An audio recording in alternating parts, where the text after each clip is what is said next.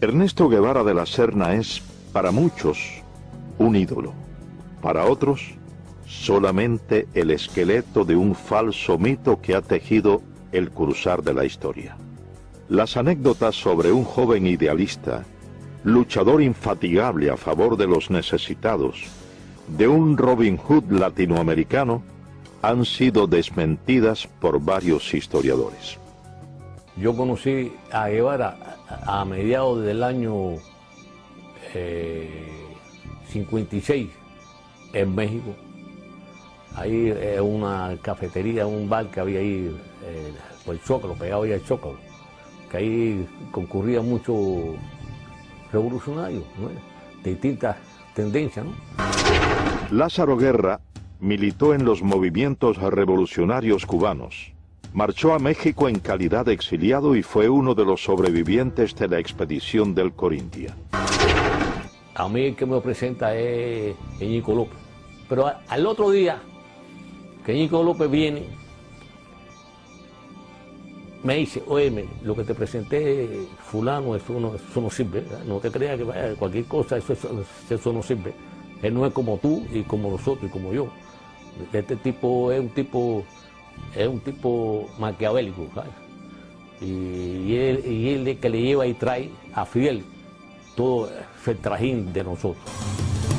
Es un tipo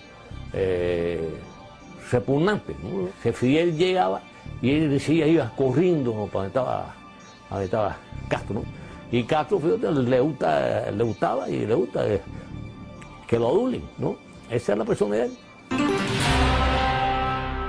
Sí, él vino a pedirme ayuda. Me dijo que había 11 cubanos durmiendo en el suelo en el departamento de María Antonia González. Una pobre mujer, en un departamento muy chico, y estaban durmiendo en el suelo. Y aquello me tocó el alma. Y le dije, mándame 7 o 8 para acá, yo les haré una comida al día y alojamiento. Orlando de Cárdenas, periodista, fue amigo de Fidel Castro. Vivía en México y fue uno de los principales colaboradores del movimiento 26 de julio en tierras aztecas. A él al principio se le dijo doctor Guevara o Ernesto Guevara, pero cuando vimos que él se hacía burla de nuestra manera de hablar, entonces en represalia ya no le dijimos nunca más Guevara ni Ernesto, le decíamos el Che. Para todo el Che y el Che y el Che, y se le quedó lo del Che, que hasta el mismo Fidel y Raúl le decían el Che. Ya, y se lo decíamos muchas veces con un poco de sorna, como para restregarle en la cara lo que él nos había hecho a nosotros. Nunca nos vio completamente como compañeros. Guevara nunca llegó a intimar totalmente con el grupo de jóvenes revolucionarios cubanos. Cuentan quienes compartieron con él el entrenamiento militar en tierras aztecas que su desprecio hacia los cubanos siempre se hacía sentir. Sentimiento que extendía a los negros y al pueblo mexicano, a quienes constantemente menospreciaba. Llegamos a México el 10 de diciembre de 1955 y Fidel me presentó y me dijo, muchachos, este es el coreano, él va a ser nuestro instructor militar. Miguel Sánchez, el coreano, combatió junto a las tropas estadounidenses en la Guerra de Corea. Fue reclutado por Fidel Castro como instructor militar de los cubanos que se entrenaban en México. Allí en la casa de María Antonia González conocí a Ernesto Guevara de la Serna, que después le decían el Che, todavía le decíamos el Chancho, porque él tenía poca afición por bañarse y siempre tenía un olorcito arriba que olía como a riñón hervido. Al principio quiso entrar en indisciplina y yo lo paré tranquilamente y le dije, yo estoy a cargo del entrenamiento militar, tú no eres más que un soldado. Se me puso a echar una sonrisita y yo le dije, 20 planchas, Ernesto Guevara de la Serna, y dio las 20 planchas. Él despreciaba a los negros. Muchísimas veces tenía problemas con Juan Almeida Bosque, que le decía el negrito. Y Juan Almeida se insultaba y entonces yo dije, Mira, Juan, tú lo que tienes que decirle cuando te diga el negrito, dile, tú eres el chancho porque tú no te bañas. Y así se lo decía Juan Almeida Bosque. Después despreciaba a los indios. Fíjate cómo dijo, la indiada analfabeta de México. Es precisamente a raíz de la entrada a la ciudad de Santa Clara de la columna número 8 Ciro Redondo, comandada por Ernesto Guevara, cuando comienzan las ejecuciones indiscriminadas, tal y como había ocurrido en la Sierra Maestra. Guevara ordena, sin la realización de procesos judiciales, el fusilamiento de varias decenas de personas, supuestamente acusadas de haber cometido crímenes o de ser delatores del depuesto régimen.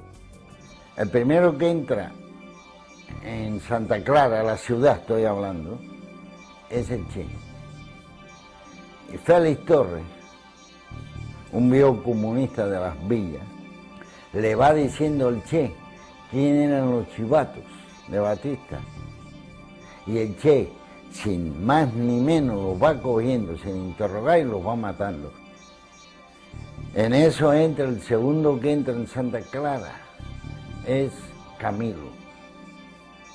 Y entonces Camilo tiene una expresión, coño, pero aquí se han bañado en vez con agua, con sangre, porque donde quiera hay un muerto tirado en una esquina. Han acabado con este pueblo.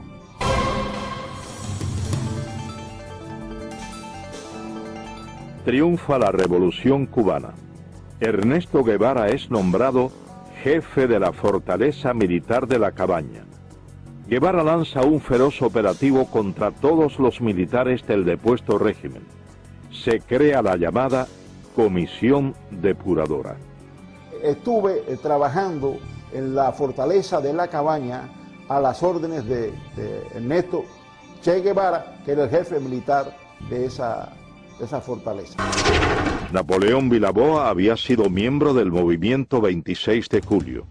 En enero de 1959 comenzó a trabajar en la llamada Comisión Depuradora en la fortaleza de La Cabaña, bajo las órdenes de Ernesto Guevara. La Comisión Depuradora es un organismo que se crea, lo crea el gobierno de Fidel Castro, con el pretexto de depurar las Fuerzas Armadas en Cuba.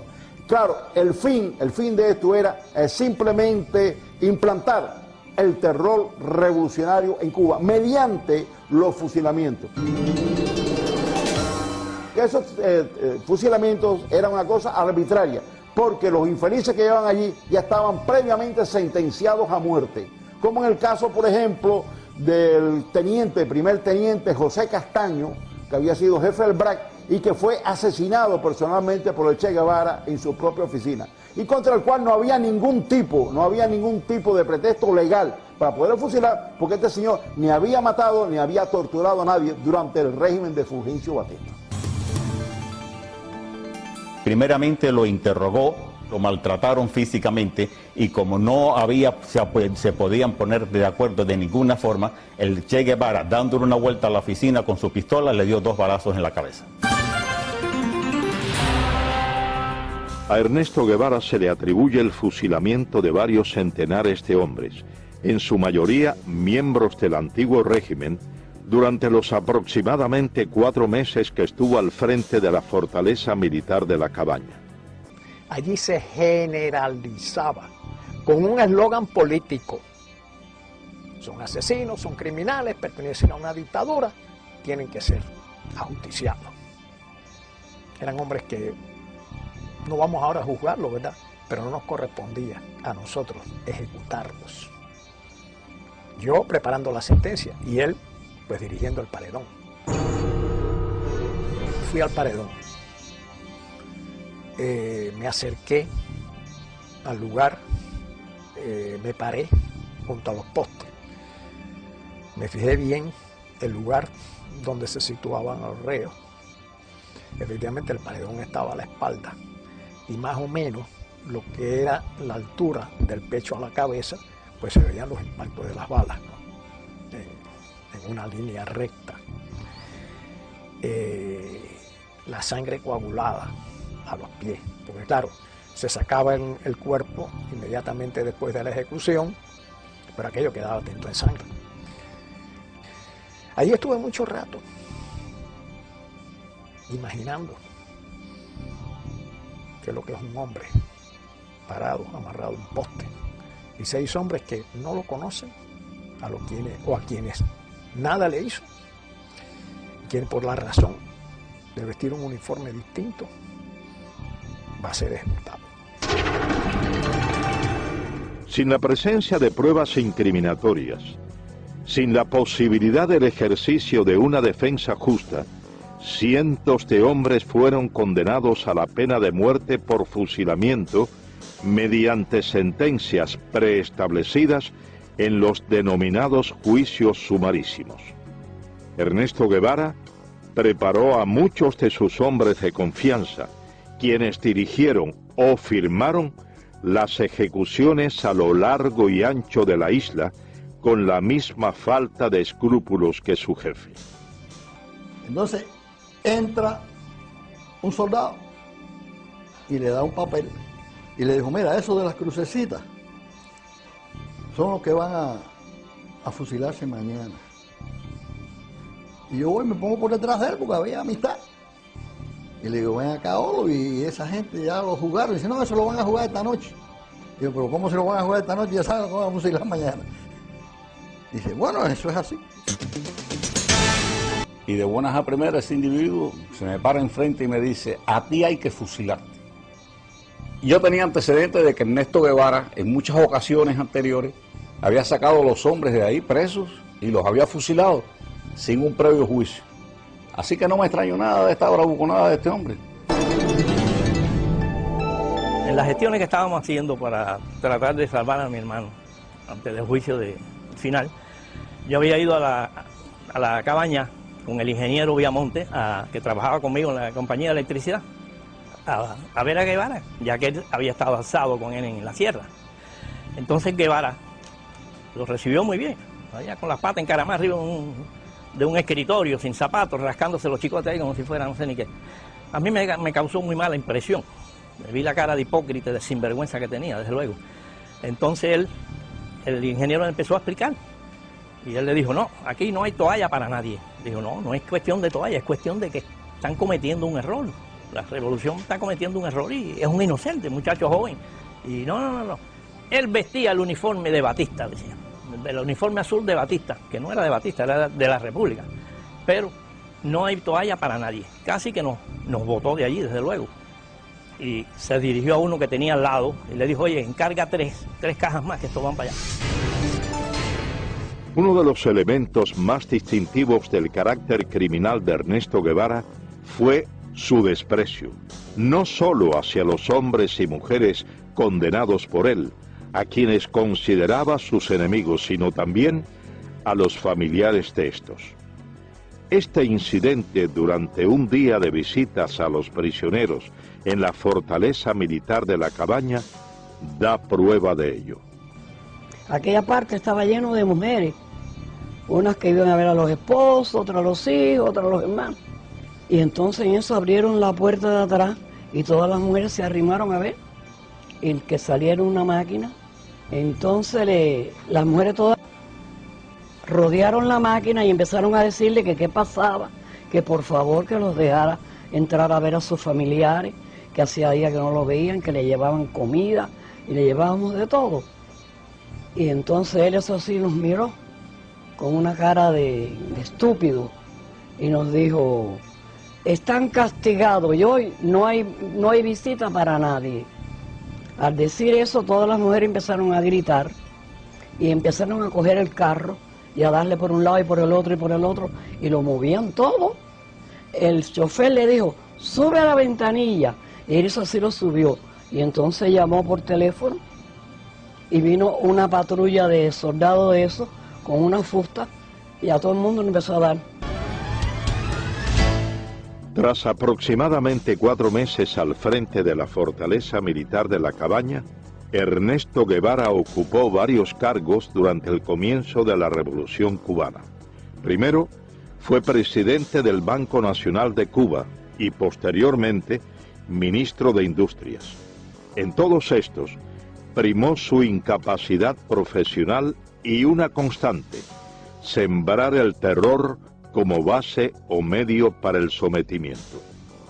Yo conocí a Ernesto Guevara en el año 1959, cuando Felipe Paso, que con la revolución lo nombraron presidente del Banco Nacional, me citó para diseñar lo que hoy es el Hospital Ifigenia Amejeira, ¿no? Nicolás Quintana, arquitecto, fue designado para diseñar el edificio del Banco Nacional de Cuba, posteriormente transformado en el Hospital Hermanos Almejeira. Cuando Ernesto Guevara sustituye a Pasos en el Banco Nacional, lo primero que hace, como que éramos los arquitectos del edificio, nos invita a mi socio Miguel Ángel Moenque y a mí. Yo me encuentro a este señor en el despacho donde tantas veces yo había ido, ¿no?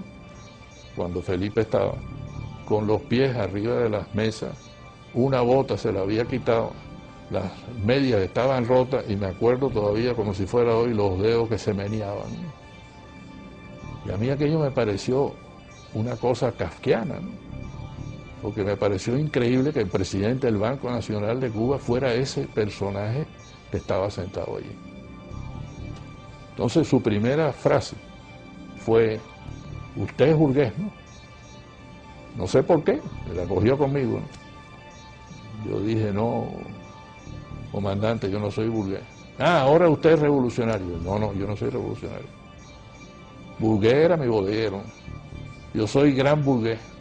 Nací con una cuchara de plata en la boca y me he pasado la mitad de mi vida trabajando para ayudar a los que nacieron sin ella. Por lo tanto, tengo la moral para poder hablar. La respuesta fue: usted tiene tres alternativas. Me metió los dedos en los ojos. Una alternativa es que usted se va de Cuba. La segunda alternativa son 30 años. Fíjate con la facilidad, ¿no?, que este señor disponía de la vida de la gente. Y la tercera alternativa, como usted es gran burgués, es el paredón de fusilamiento. Me dicen: óigame, el comandante Guevara ha llamado y dice que quiere que el ministro vaya a verlo al Tribunal de Cuentas.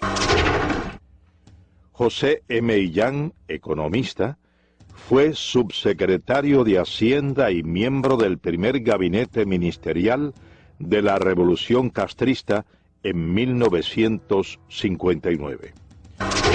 Y me dicen: bueno, mire, yo estoy aquí reunido con la Asamblea de los Cultivadores del Tabaco.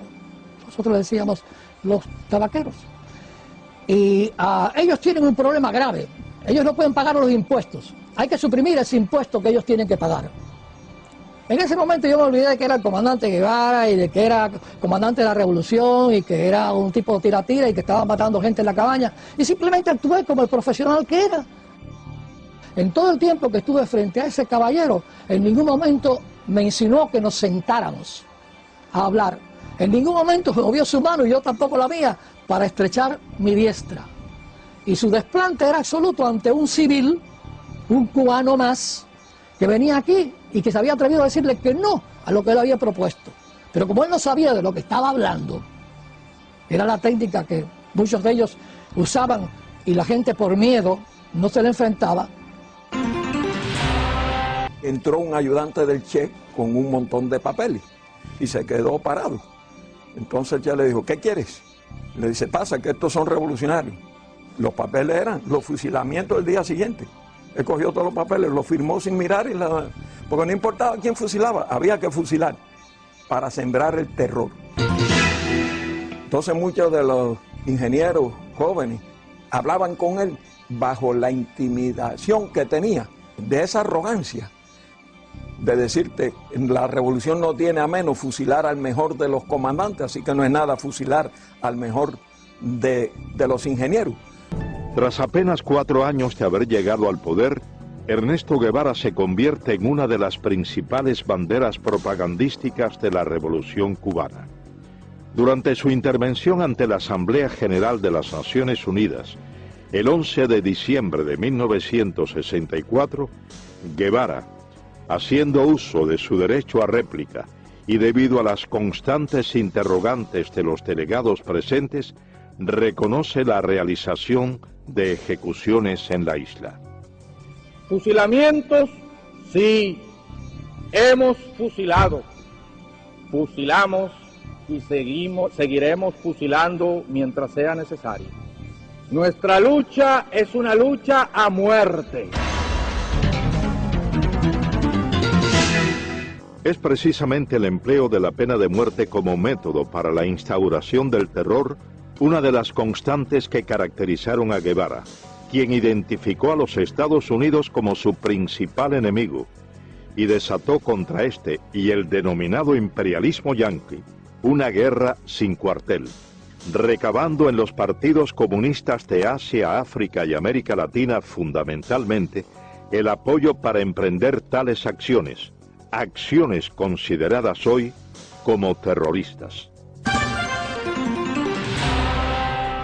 Durante su mensaje a la Tricontinental, Guevara proclama textualmente: el odio como factor de lucha, el odio intransigente al enemigo, que impulsa más allá de las limitaciones naturales del ser humano y lo convierte en una efectiva, violenta, selectiva y fría máquina de matar.